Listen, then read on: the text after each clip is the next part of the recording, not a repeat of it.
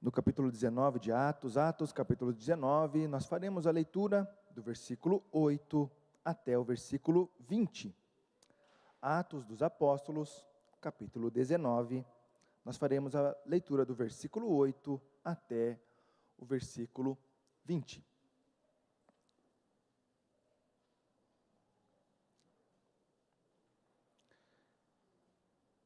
Atos, capítulo 19, a partir do versículo 8, a palavra do Senhor nos diz assim: Durante 3 meses, Paulo frequentou a sinagoga, onde falava ousadamente, dissertando e persuadindo com respeito ao reino de Deus.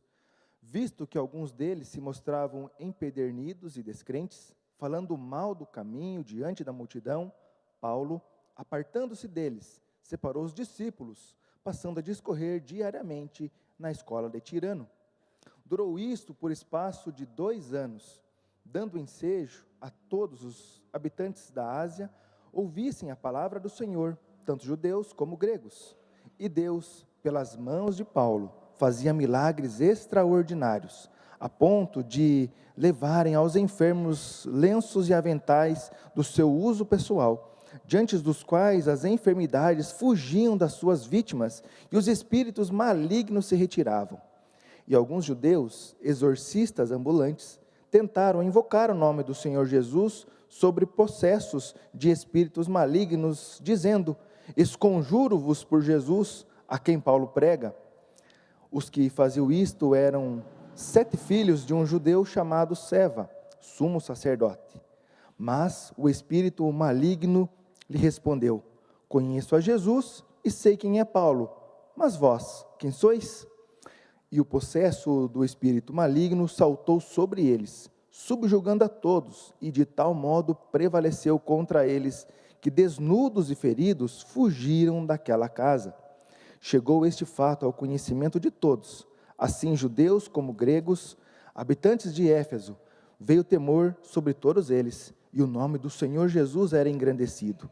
Muitos dos que creram vieram confessando e denunciando publicamente as suas próprias obras. Também muitos dos que haviam praticado artes mágicas, reunindo os seus livros, os queimaram diante de todos. Calculando os seus preços, achou-se que montavam a 50.000 denários. Assim a palavra do Senhor crescia e prevalecia poderosamente. Nós estamos neste relato deste texto diante do momento onde a terceira viagem missionária de Paulo estava acontecendo. Então agora ele estava na cidade de Éfeso. Éfeso era uma cidade muito importante, uma cidade que era conhecida como o mercado da Ásia Menor, e assim como Corinto, era uma cidade de muita importância para o Império Romano, e naquela cidade também haviam muitos templos dedicados ao imperador, dedicados à deusa Diana, dedicados à idolatria. Então quando Paulo chega naquela cidade, como um discípulo do Senhor, ele logo muda a condição daquele povo, por meio do poder do Evangelho do Senhor. E nesse texto nós vemos a importância do discipulado. A importância do discipulado. Versículo 8 nos diz que durante 3 meses, Paulo frequentou a sinagoga, onde falava ousadamente, dissertando e persuadindo com respeito ao reino de Deus. Algo muito interessante, quando nós olhamos para o ministério de Paulo, é que ele era intencional. Ele chegava na cidade e logo procurava por pessoas. Ele procurava por aqueles que estavam reunidos, por aqueles que já estavam tentando ter algum lampejo, ou que já de certa forma tinham ouvido sobre o batismo de João Batista, ou que até mesmo nunca ouviram sobre o caminho do Senhor. E então ele pregava o Evangelho, ele batizava pessoas, ele impactava a cidade por meio do poder do Espírito Santo, chegando naquela cidade, porque ali tinha um discípulo de Jesus. Paulo aproveitava efetivamente cada oportunidade. Ele não perdia a chance de falar de Jesus para ninguém. A intenção dele era restaurar vidas, libertar pessoas daquilo do que viviam e apresentar a liberdade da cruz. Acabamos de passar pela Páscoa, momento onde nós vemos a sociedade com uma certa tendência a repensar as suas vidas, a uma religiosidade, a mortificação da carne, até mesmo deixando de comer alguns tipos de alimento, buscando um tempo, mas depois desse período acaba. Só vão se preocupar novamente com isso o ano que vem. E essa religiosidade que nós vemos no nosso Brasil, na nossa cidade, não era diferente da religiosidade que Paulo encontrava pelas cidades que ele passava, e não é diferente da religiosidade que havia na cidade de Éfeso. E então Paulo estava ali anunciando o reino de Deus, pregando a salvação de Jesus, morto e ressuscitado pelos nossos pecados, mostrando a transformação do poder do Evangelho de Jesus. E Paulo não ensinava na sinagoga um reino terreno, como muitos dos judeus esperavam o Messias que viria ao mundo para então subjugar os outros povos e então eles se tornarem um reino. Paulo estava ali falando do reino de Jesus, pregando do reino que nos é proposto a partir da sua morte e ressurreição, a restauração pelo seu sacrifício.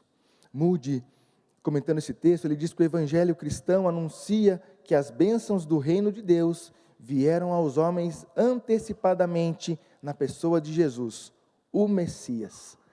Ele estava ali anunciando a salvação. Um discípulo de Jesus, ele não consegue falar sobre outra coisa, ou não deveria conseguir falar sobre outra coisa que não fosse a salvação que chegou até a ele, até a sua família. A transformação que o poder do Evangelho trouxe na vida de Paulo, ele não conseguiu guardar, ele não conseguiu não falar para ninguém, ele só conseguia falar do Evangelho, ele só conseguia pregar para aqueles que não conseguiam entender, pregar para aqueles que viviam uma religiosidade morta, pregar para aqueles que viviam uma idolatria. E então, logo, como em todas as outras cidades, aconteceu a perseguição. Os judeus daquela sinagoga logo se levantaram contra ele, e aqueles 3 meses que ele estava ali pregando, teve que ter uma nova estratégia, mas que não era diferente do que ele já tinha passado, não era um momento diferente do que as outras sinagogas que ele entrou. Ele foi expulso, então ele divide os seus discípulos, e então ele vai pregar na escola de Tirano. Alguns comentaristas históricos vão contar que a escola de Tirano, o tirano providenciou ou permitiu que ele usasse, mas não nos melhores horários, porque os melhores horários eram o horário de aula. Então provavelmente Paulo pregava o evangelho, discipulava pessoas nos horários mais incômodos, onde o sol estava mais quente, onde não era comum pessoas se reunirem para qualquer tipo de estudo ou aprendizado. E percebam, queridos, que algo interessante é que Deus usa lugares onde humanamente é chamado de difícil, onde humanamente não se pode ter muita certeza do que vai acontecer, ou que se pode dizer que não vai acontecer nada, e então Deus faz o extraordinário. A nossa igreja já provou disso. Aqui era chamado o Capão das Amoras. O que mais tinha aqui era amoras, e alguns dizem que aqui era um brejo, que aqui era um lugar alagado, banhado. Não era o melhor lugar. E a presbiteriana, infelizmente, durante muitos anos não tinha essa estratégia de plantar igrejas em lugares estratégicos. Era sempre no pior lugar. O Dr. Rogério fala que sempre atrás de alguma coisa. Eu passei na igreja de São Mateus do Sul, e a referência que eu tinha para convidar as pessoas a ir para a igreja era: a igreja fica atrás do Polacão. O Polacão é o ginásio lá da cidade. Então toda vez atrás de alguma coisa, um lugar longe, um lugar difícil, horário difícil, mas o extraordinário de Deus acontece, porque a igreja é do Senhor. Ali pessoas ouviram do Evangelho naquela escola de Tirano, e o decorrer do texto nos mostra o impacto, o poder de Deus agindo através da vida de Paulo, na escola de Tirano, mas acima de tudo, na cidade de Éfeso, transformando aquela cidade. O Senhor fez, o Senhor fez. Nós estamos vendo nesse texto que o discipulado demora um tempo, mas ele acontece. O discipulado demora um tempo, mas ele acontece, e a intencionalidade do discípulo continua a mesma. A intencionalidade de Paulo deveria ser a mesma que a nossa, perceber a dificuldade e não titubear e não desistir, não desanimar, mas perseverar, porque está com os olhos à frente, está com os olhos no reino.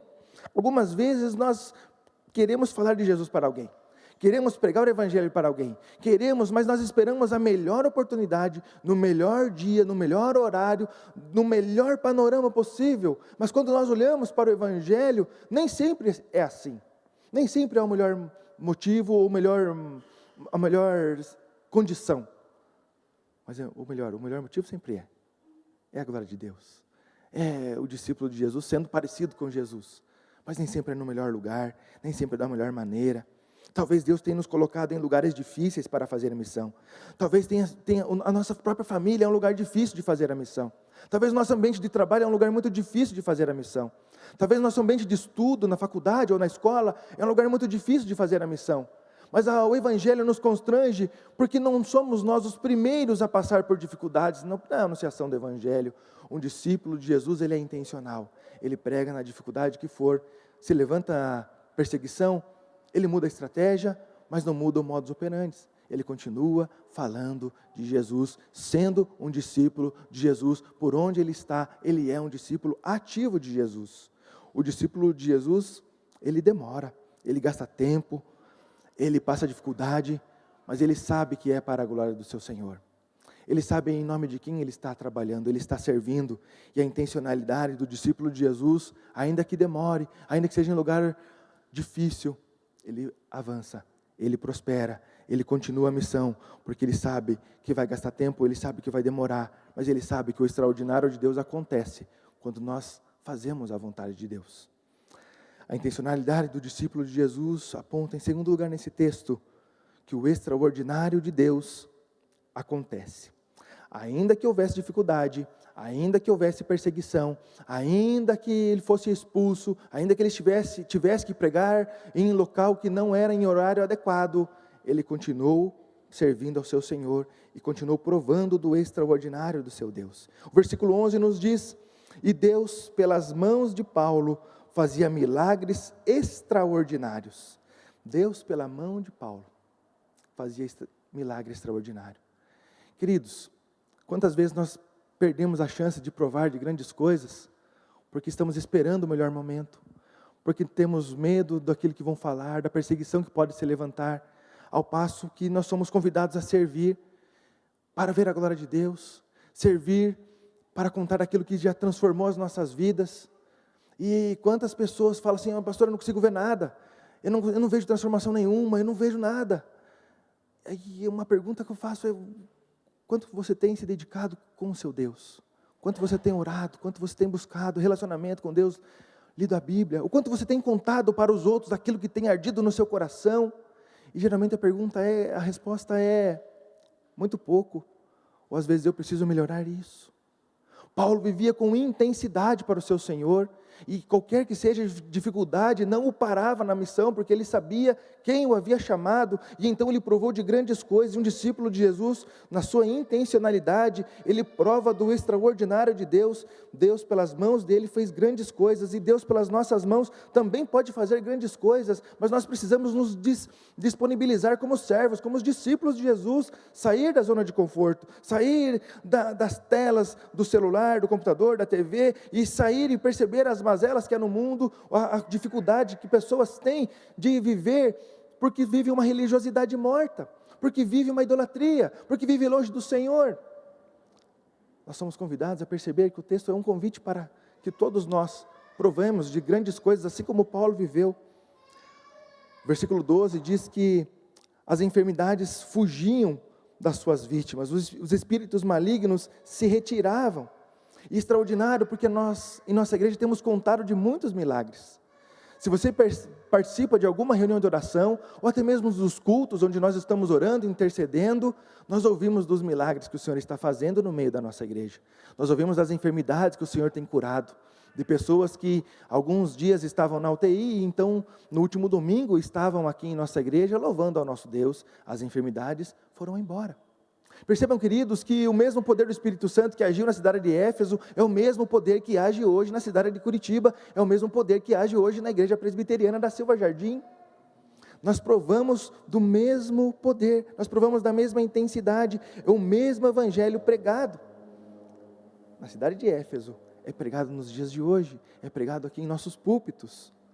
O convite é para buscarmos mais, era vivermos a intensidade do evangelho assim como Paulo vivia, conhecer ao nosso Deus da mesma maneira como Paulo conhecia, contar para os outros aquilo que nós já vivemos, aquilo que nós estamos vivendo, não ser negligente na pregação do evangelho, perceberam que estão à nossa volta e que precisam de Jesus, e que muitas vezes nós nos acomodamos, é assim mesmo, sempre foi, é assim mesmo, é um mundo globalizado hoje, né? Paulo não conseguia ficar tranquilo ao ver uma cidade idólatra, ao ver uma cidade afundada no seu pecado, uma cidade que vivia para os seus prazeres, como acontecia no templo da deusa Diana. O temor do Senhor chega naquela cidade, porque um discípulo do Senhor estava lá com temor, pregando o Evangelho, fazendo a missão de Jesus.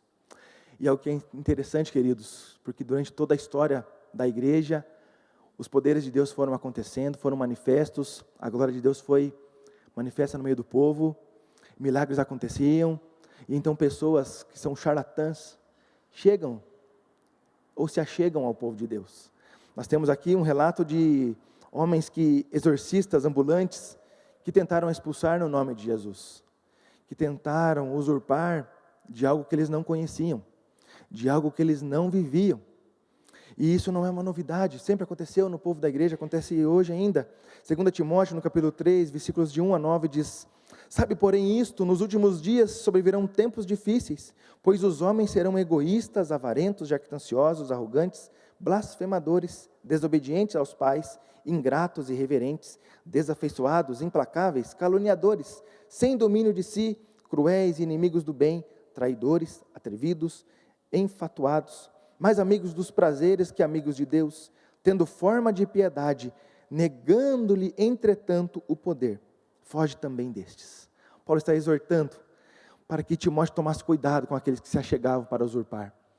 Paulo provou disso, não era a primeira vez que estava acontecendo. Nós voltarmos um pouquinho no capítulo 13, versículo 10, nós tínhamos lá o Elimas, o mágico, tentando também usurpar do poder do Espírito Santo. E hoje, queridos, o que mais nós vemos são pessoas tentando usurpar desse poder. A internet está cheio de ditos pregadores, ou como nós vemos hoje, não sou pregador, sou profeta. Pessoas outorgando poder sobre si, tentando demonstrar o poder que não é deles. E então o convite que nos é dado é ficar atento com aqueles que se achegam parecendo ser de Deus, mas que não são de Deus, parecendo usar o nome de Jesus, mas que não conhecem Jesus verdadeiramente. E o extraordinário nesse texto, que ao passo que o Senhor estava trabalhando naquela cidade, estava convertendo corações, o Senhor estava demonstrando o poder, curas estavam acontecendo, pessoas endemoniadas estavam sendo curadas, estavam sendo expelidos os demônios, e então chega ali alguém tentando usurpar aquele poder, e então foram envergonhados pelo próprio demônio que tinha manifestado naquela pessoa. E o demônio fala: eu conheço Jesus, eu conheço Paulo, mas você quem é? E então aqueles homens apanharam, eles apanharam do demônio, do Satanás, não porque o demônio tem algum poder, porque ele é forte, porque ele tem poder sobre os discípulos, mas é porque aqueles homens estavam vazios do Espírito Santo. E sem o Espírito Santo não se pode pregar o Evangelho.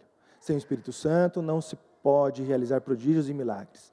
Sem o Espírito Santo não se pode fazer qualquer tipo de exorcismo. E aqueles homens estavam provando na pele que com Deus não se brinca. Que ser discípulo de Jesus é coisa séria. Que ser discípulo de Jesus não é somente estar na igreja em um domingo, em um horário no dia da semana, vendo vídeo na internet. Ser discípulo de Jesus é coisa séria. Ser discípulo de Jesus requer intimidade com Jesus. Ser discípulo de Jesus requer ser parecido com Ele, fazer o que Ele fazia, demonstrar que realmente é uma nova pessoa. Tantas pessoas hoje aparentam, são caricatos de Jesus, mas que são vazias do Espírito Santo. E nós vemos o trágico fim daqueles que se parecem, mas que não são cheios do Espírito Santo. O extraordinário de Deus estava acontecendo. Os discípulos verdadeiros do Senhor estavam ali, provando de grandes prodígios e milagres, curas, libertação de espírito imundos. Mas aqueles que tentaram usurpar do poder sempre caíram. E esse é um alerta para nós como discípulos de Jesus. Ser discípulo de Jesus não é uma brincadeira. Ser discípulo de Jesus não é da boca para fora. Ser discípulo de Jesus não é somente ser caricato de Jesus, mas é realmente ser igual a Jesus. buscar um discípulo ser igual ao seu mestre. É o convite que o Evangelho nos traz. É a atenção que esse texto nos chama quando esses homens são constrangidos pelo Espírito que estava ali. Martinho Lutero diz que o diabo é um cachorro preso na coleira de Deus. Ele vai só até onde a corrente permite. E a corrente de Deus aquele dia esticou até o ponto que a verdadeira igreja fosse exaltada. Que o verdadeiro poder de Deus fosse manifesto, porque aqueles homens tentaram usurpar algo que não era dele. Ao passo que Paulo estava provando de algo que é do Senhor. Pessoas estavam sendo curadas. O poder estava sendo manifesto naquela cidade. A intencionalidade do discípulo de Jesus aponta, em terceiro lugar, que chega o temor e muitos creem em Jesus. O episódio com esse endemoniado, as curas que estavam acontecendo naquela cidade, apontaram o poder de Deus, o poder de Jesus, o poder do Evangelho naquela cidade, e os discípulos estavam fazendo a diferença. O versículo 17, ele nos lembra: chegou este fato ao conhecimento de todos, assim como judeus e gregos, habitantes de Éfeso, veio temor sobre todos eles, e o nome do Senhor Jesus era engrandecido. Estava acontecendo aqui um avivamento bíblico. Estava acontecendo aqui o extraordinário do Senhor. Deus estava fazendo algo novo, sem gritaria, sem desordem, apenas a demonstração do poder do Espírito Santo de Deus. Apenas a demonstração da diferença que quando uma cidade tem um verdadeiro discípulo de Jesus, acontece. Eu fui pesquisar essa semana as consequências depois daquele dito avivamento da cidade de Wilmore, lá na cidade de Aylesbury. E se você procurar no Google, assim como eu procurei, você vai encontrar, além de muitos relatos, você vai encontrar dois. O primeiro dele é o avivamento. Foi um evento específico dentro da universidade e não alterou o funcionamento normal da cidade. A segunda coisa que me chamou a atenção, não houve alterações significativas nas estatísticas de crime ou no comportamento ético da cidade de Wilmore. Nada de novo aconteceu. Quando nós olhamos em nossa cidade, temos uma semana aqui que também é dita a Semana do Avivamento. E a mesma coisa acontece, segunda-feira, continuam os mesmos números em nossa cidade. E quando nós olhamos para um avivamento bíblico, quando nós olhamos discípulos de Jesus intervindo na sociedade, nós temos o relato, como no texto que nós acabamos de ler. Versículo 18, muitos dos que creram vieram confessando e denunciando publicamente as suas próprias obras. Também muitos dos que haviam praticado artes mágicas, reunindo seus livros, os queimaram diante de todos. Calculados seus preços, achou-se que montavam a 50.000 denários. Crer em Jesus traz mudança de vida. Crer em Jesus traz confissão de pecado. Crer em Jesus traz transformação e abandono das velhas práticas, a renúncia do pecado, a morte do velho homem e o nascimento da nova criatura, o novo nascimento a partir da morte e ressurreição de Jesus. Nicodemos perguntou como ele poderia, e Jesus fala para ele, a partir do novo nascimento. Essas pessoas de Éfeso estavam provando de um novo nascimento. E a intencionalidade de um discípulo de Jesus visa o novo nascimento, visa a transformação da cidade, não consegue ficar acomodado e ver tudo o que está acontecendo e não fazer nada. Ele fala de Jesus, ele prega o Evangelho, mas prega o verdadeiro Evangelho, aquele que constrange, aquele que faz pessoas publicamente contarem e confessarem os seus pecados, aquele que faz pessoas terem prejuízo dentro daquilo que está dentro do seu pecado, mas que é um grande ganho, porque agora vivem para Jesus. O convite do discípulo de Jesus é o convite ao arrependimento. Um convite que foi estendido a nós, quando nós cremos em Jesus, nós nos arrependemos, nós somos novas criaturas, e é o convite que nós, como discípulos de Jesus, somos convidados a fazer intencionalmente aqueles que estão à nossa volta, pregando o verdadeiro Evangelho, promovendo o verdadeiro avivamento. Aquilo que nós vemos aqui não é uma teoria, queridos, é uma prática. Quando Jesus entra, o pecado sai. Quando Jesus está presente na vida, há renovo, há transformação. E é isso que o discípulo de Jesus leva para aqueles que não têm. Não é algo novo, não estamos inventando a roda, estamos fazendo o que Jesus nos ensinou a fazer. Nossa confissão de fé de Westminster, no capítulo 15, do arrependimento para a vida, diz assim: os homens não devem se contentar com um arrependimento geral, mas é dever de todos procurar arrepender-se particularmente de cada um dos seus pecados. Um pecador arrependido, ele ensina onde encontrar perdão. Aquele que encontrou o verdadeiro Deus, ele ensina aonde está a salvação. Um discípulo de Jesus, ele é intencional. Um discípulo de Jesus, ele sabe que demora. Ele sabe que vai tempo. 3 meses num lugar, 2 anos na cidade toda. Ele sabe que vai ser perseguido. Ele prova com intensidade de milagres, de curas.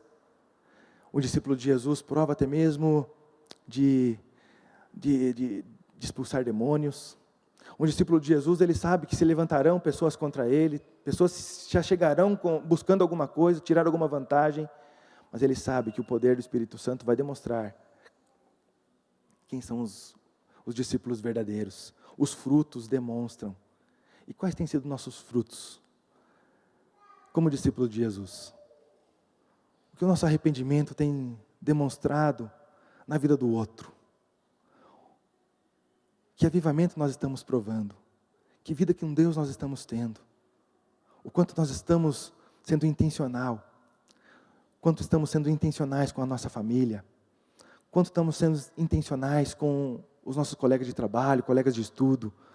O quanto nós estamos sendo intencionais com aqueles que estão à nossa volta? A palavra do Senhor nos constrange que alguém cheio do Espírito Santo faz a diferença. Um discípulo de Jesus, ele é intencional onde ele está. E que o Senhor tenha misericórdia de nós. E que possamos viver o poder do Evangelho do Senhor. O temor verdadeiro de Deus, ele gera a metanoia, que é a mudança essencial de pensamento, de caráter, de transformação espiritual. Paulo provou disso e viveu com intensidade isso. Provou de grandes coisas. Nós também podemos viver. Nós também podemos provar quando nós buscamos ser discípulos verdadeiros do Senhor. Que Deus nos abençoe. Vamos orar?